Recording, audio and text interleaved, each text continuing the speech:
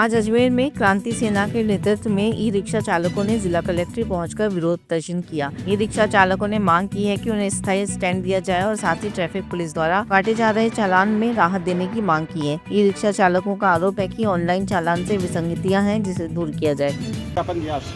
साहब कलेक्टर साहब थे नहीं, अतिरिक्त कलेक्टर साहब बैठी थी मैम, उनको हमने हमारी परेशानी से अवगत कराया है। उनको हमने बताया है कि यहाँ एक तो हमारी जो मुख्य मांग है पूरे अजमेर शहर के अंदर हमने उनको बाकायदा फ़ोटो के साथ लिस्ट दी है जहाँ जहाँ के हमारे से संभव हो सकी, बाकी पूरी कंप्लीट लिस्ट को हमने उनको प्रोवाइड कराई है। हमने स्टैंड की मांग की है ई रिक्शा वालों के लिए। दूसरा, जो चालान हमारे हो रहे हैं नो पार्किंग के, वो 100 रुपये का नो पार्किंग का चालान है, लेकिन उसमें पालने के वेलना को जोड़ करके उसको 700-800 का बना देते हैं। तो चालक जब छुड़वाने जाता है तो 1000 रुपये का समथिंग उसे पड़ता है और एक दिन उसका ख़राब होता है, वो एक अलग बात हो गई।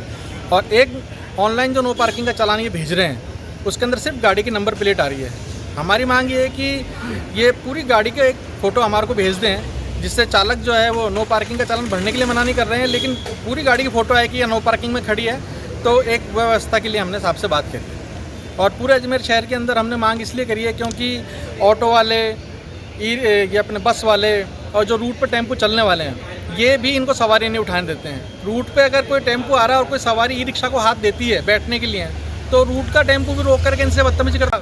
आप अगर ले जा सकते हैं गलियों के अंदर तो ले जाएं, कोई इसमें परेशानी वाली बात नहीं है, लेकिन अगर जब सवारी खुद रोक रही है तो उसके अंदर भी दूसरे जो ड्राइवर्स हैं, ये रूट वाले, टेम्पो वाले, ऑटो वाले, इनको परेशानी है। साहब आपका ठाकुर लोकेश सिंह चौहान, क्रांति सेना अध्यक्ष। किस मांगों को लेकर ज्ञापन दिया?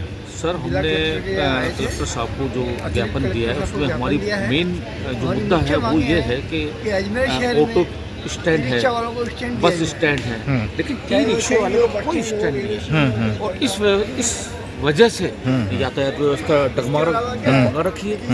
ई रिक्शे वाले से सभी परेशान हैं, हम खुद मानते हैं इस बात को, लेकिन हमारी ये मांग कलेक्टर को हमने ये रखी है कि हमें स्टैंड दिया जाए जहां हम अपनी गाड़ी नियमित रूप से और सिस्टमेटिक तरीके से खड़ी कर सके और सवारी बैठा सके और उतार सके।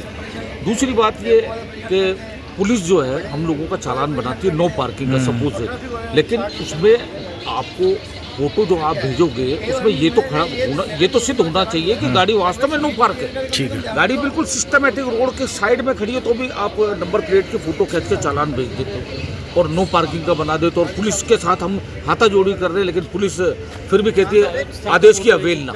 ठीक है। आज किससे मिलना है? कलेक्टर साहब से मिलना है, लेकिन वो नहीं है, वो मैडम है कलेक्टर साहब, अतिरिक्त कलेक्टर, उनको हमने हमारी मांग रखी है। जल्द अगर आपकी मांगे नहीं मानी गई, किस तरीके से सर आगे का चरण रहने वाला है? अगर मांगे हमारी मांगे तो जायज है चौहान साहब, हमारी मांगे जायज है और प्रशासन को मानना पड़ेगा कि हम स्टैंड की मांग कर रहे हैं वो नहीं। अगर आपकी मांगे नहीं मानी जाती है तो आगे क्या रहेगा? आंदोलन तो हम भी कर सकते हैं ना, हम भी भारत के नागरिक हैं, हमें भी आंदोलन करने का अधिकार है, अपने हक के लिए लड़ सकते हैं हम। ठीक है, आपका नाम बताइए। मेरा नाम गजेंद्र कुमार सोनवाल, ठीक है, ई रिक्शा यूनियन अध्यक्ष।